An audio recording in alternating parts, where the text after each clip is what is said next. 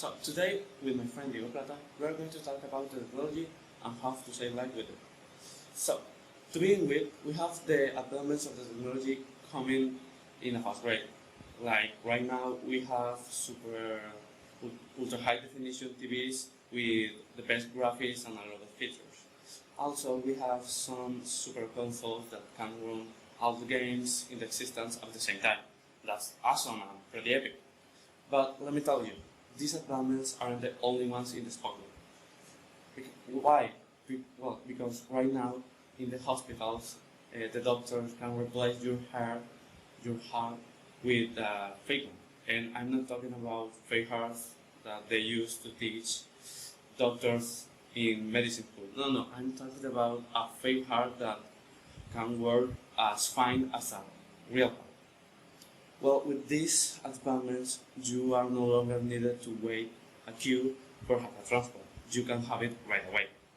Obviously, this will cost you money. It will cost you more money, like another heart and some of your lungs. But that's not the point.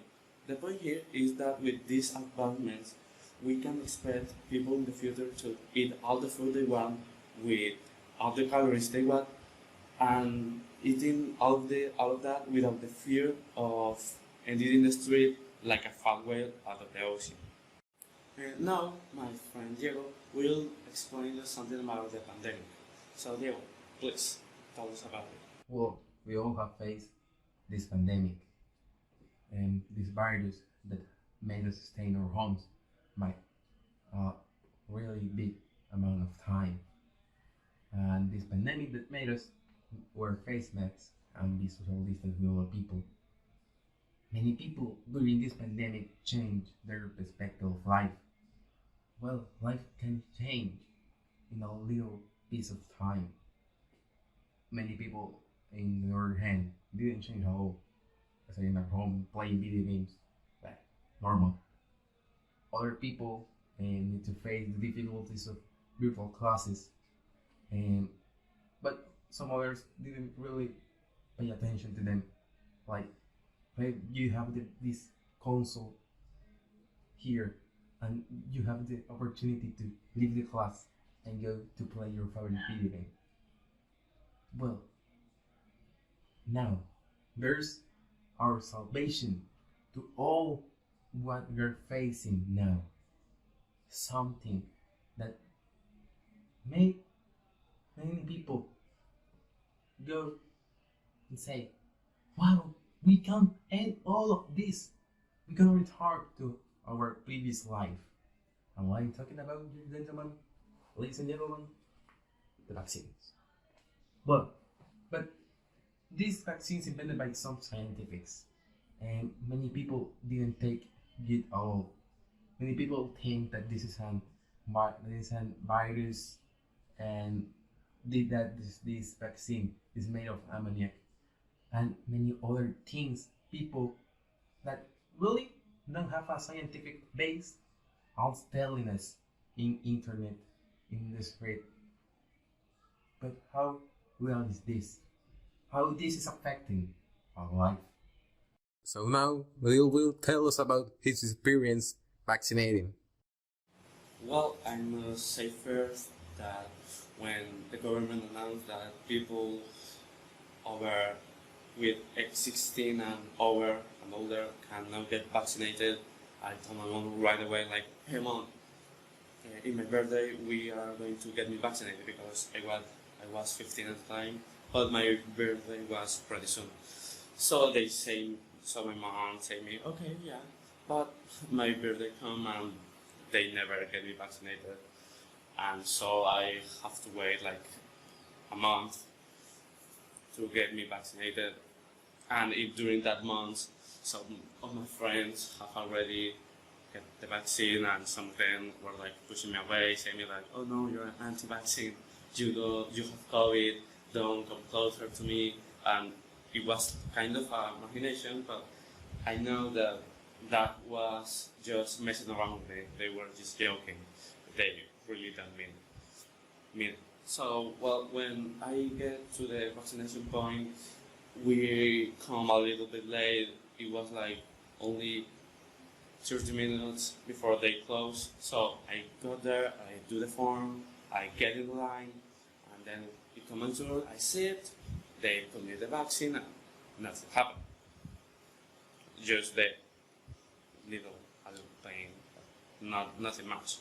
It's not like the vaccine is going to kill me. Okay, now I wanted to talk about this beyond image. Doesn't it remind you of anything? Your mother, your grandmother, your aunt, any familiar in particular? Huh? Well, for me, it reminds me of my aunt that keeps sending this image all the mornings with a quote that says something like, "Today is a beautiful day, full of sunshine. God is with you, so I hope that everything you want comes true." A very inspiring quote, image, sorry, a very inspiring image. But why am I saying this? Well, because those type of accounts in the social media, in the internet and social media, there are a lot of those fake news, and the easy people to to get fooled by those fake news are your mother, your grandmother, and your aunt. Well, for me, I'm not talking about fake news. Well, because in the internet are now some fake news about the COVID, like some fake news saying something like a young lady is found dead right after she took the vaccine, and they put that image of a woman, a young lady, in the ground with a syringe right next to her, and with the title you say, "Oh my God, the vaccine kills people. It's better not to take it." But then you search properly, and you you found out that that is not true. That the real situation of this, that the young lady was in a party, in a disco, and they and his friends, or I don't know, his friends gave to her that syringe with some other substance that some people sell at these parties to get in the mood, or to get in the mood, you know, or other fake news, or other news that says like a new symptom of COVID, it leaves you blind, and they show an image with a man with blood running through his eyes. Well, after talking about vaccines, all this presentation, we need to go to an end. We can't really obligate you to get the shot, but before taking the decision about it, first think about your family, your relative, and you, with the shot of this vaccine, you can protect them, your close friends, and your teachers. Well, I really don't know if you really want to protect your teachers, but well, you can go through two ways. The way of misinformation, fake news, building image, or you can go through the way of science and information verified. So, what way will you choose? Thanks for your attention.